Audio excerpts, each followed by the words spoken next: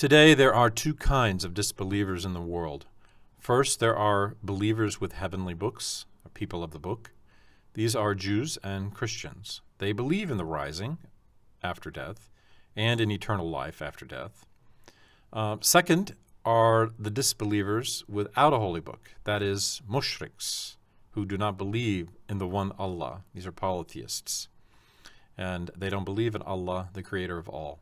Some of these disbelievers, by using state oppression, cruelty, and torture, prohibit worshiping and the teaching of religion, and some of them, through words that provoke feelings of goodness and humanity, cause others to fall into debauchery. They also cause them to be deprived of moral and religious knowledge. Putting forth false stories and mendacious examples, they deceive millions of people. They train them as religiously ignorant people. In other words, on the one hand, they talk about civilization, science, and human rights, and yet, on the other hand, they animalize human beings. This is a policy followed by British spies. Please see our books entitled Confessions of a British Spy and Documents of the Right Word. People of Europe and America have holy books. Copernicus, the founder of modern astronomy, was a priest in Friedenberg. Bacon, the greatest physicist of England, was a priest belonging to the Franciscan Church. The famous French physicist Pascal was a priest and wrote religious books while exploring the laws of physics and geometry. The famous Richelieu, who was France's greatest prime minister and the one who brought France to the leading position in Europe, was a high-ranking clergyman. Also, Schiller, the great German doctor and poet, was a priest. Bergson, the French thinker and a world-famous philosopher, in his books defended spirituality against the attacks of materialists. Those who read the books Matière et Mémoire, Les deux sources de la morale et de la religion, and Essai sur les données immédiates de la conscience, will eagerly believe in religion and the next world. William James, the great American philosopher, founded the sect of pragmatism, and in his book Religious Experiments and others, he praised being a believer. French Dr. Pasteur, who had studied on infectious diseases, bacteria, and various vaccinations, willed that his funeral be performed with a religious ceremony. Finally, Franklin Delano Roosevelt, an American president who administered the world in the Second World War, and the British Prime Minister Churchill were Christian believers. Many scientists and politicians whose names we cannot remember were all persons who believed in the Creator, the next world, and angels. Who can ever claim that those who disbelieve are wiser than these people? They would have been good Muslims if they had seen and read Islamic books. But reading, even touching Islamic books, was prohibited because it was deemed a grave sin by their priests. Those priests prevented people from attaining happiness both in the world and in the hereafter. Please see the 26th chapter about social justice, socialism, and capitalism in the 38th chapter of the second fascicle of Endless Bliss. Imam Ali radiallahu anh said, Muslims believe in the next world. Disbelievers without a heavenly book deny it. If there weren't a rising, disbelievers would not gain anything and Muslims would not suffer any harm. But since what disbelievers believe will not happen, they will suffer eternal torment. Islamic scholars prove their words true and respond to the attacks of disbelievers through reason, knowledge, and science. Could rising be denied if Muslims did not prove their words to be true?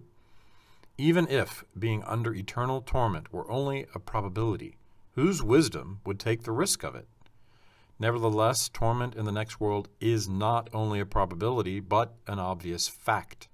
Then it is unwise not to believe. On the other hand, some enemies of Islam, seeing that through reason and knowledge they won't be able to vitiate the sound iman and belief of the people, and that they only display their own disgrace, resort to tricks and lies.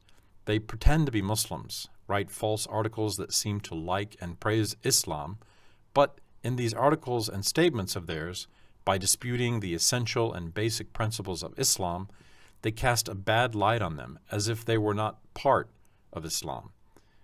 They try to alienate and estrange the readers and audience from them, casting doubts on the times for amounts of and kinds of worship, which Allah Ta'ala has dictated, they express a belief that it would be better if worships were done in another way.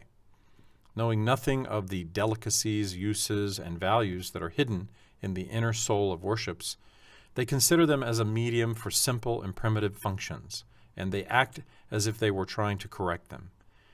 It is a defect in men not to know something. It is all the more funny and pathetic to interfere with something that one doesn't understand. And the Muslims who obey and believe such ignorant people and suppose them to be wise are even poorer and more stupid. And some of those insidious and ignorant disbelievers say, yes, Islam commands developing good habits, being healthy, working hard, and it prohibits evils and matures people. These are necessary for every nation. Yet there are also social rules and the rights of family and community in Islam. These were established in accordance with the circumstances of ancient times.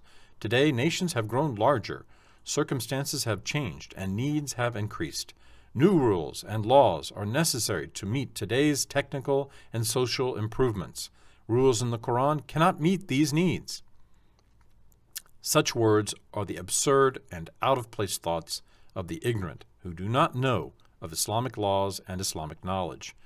Islam has declared clearly what justice and cruelty are, what rights and duties people have towards one another, families and neighbors towards one another, people towards the government, and government towards one another.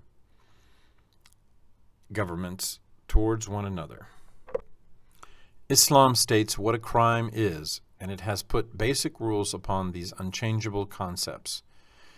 It has not limited the practicing of these unchangeable rules on all events and happenings, but has commanded them to be practiced in accordance with common usage.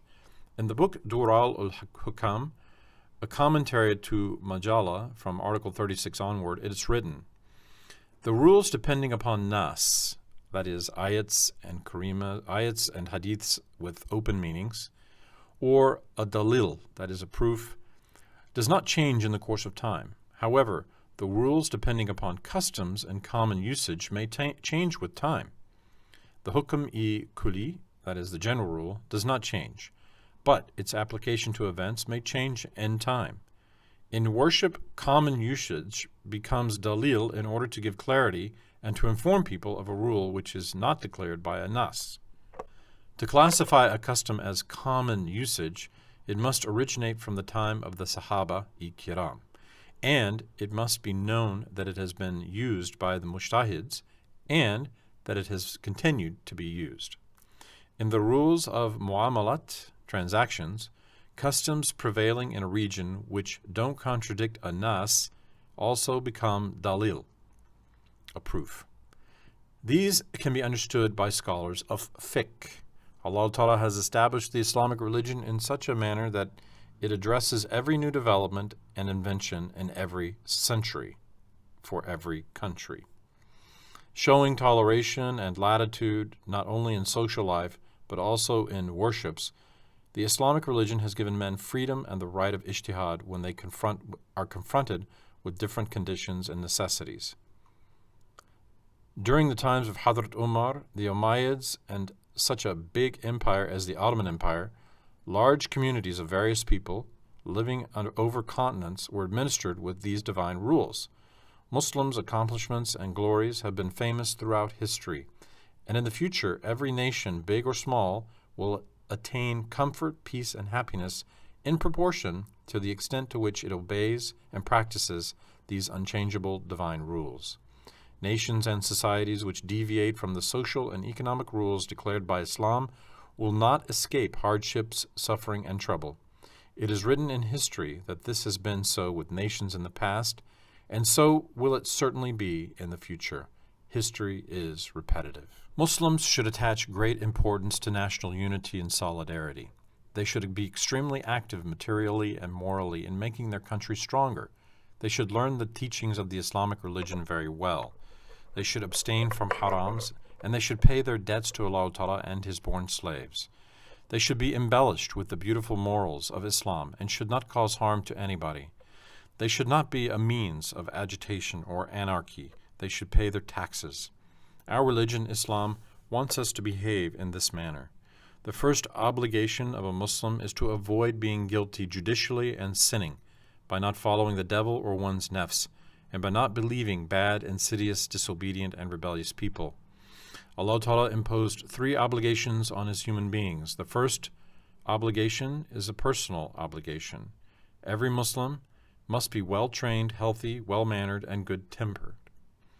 He must perform his ibadats and learn knowledge, high morality, and he must work for halal or lawful sustenance. The second obligation is to be fulfilled within the family. One must observe the rights of one's parents, children, and siblings. The third obligation concerns those which must be performed within the context of the society. These are the obligations relating to a Muslim's neighbors, teachers, family, the people he employs, the government, the state, and people belonging to different religions and nationalities.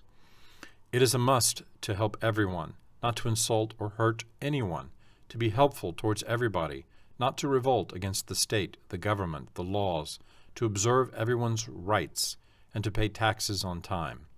Allah Ta'ala does not command us to interfere with governmental and state affairs. Allah Ta'ala commands us to help the government and to avoid provocation. Then Muslims should feel haya, or bashful, towards Allah Ta'ala. Haya, or bashfulness, is from belief, iman.